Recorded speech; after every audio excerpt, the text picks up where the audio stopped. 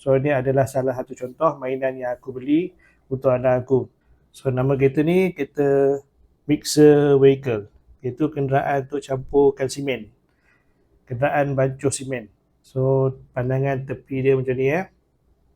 Pandangan hadapan dia macam ni. Kereta ni cantik, besar dan cantik. Pandangan atas dia macam ni. So pandangan belakang dia macam ni. Lori bancuh simen. So kalau aku tolak dia macam ni.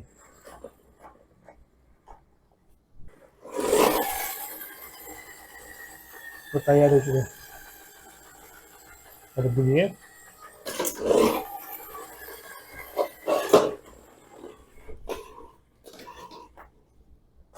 So kalau korang berminat nak dapatkan lori bancuh simen yang macam ni, sila tekan beg kuning, okey? Bye.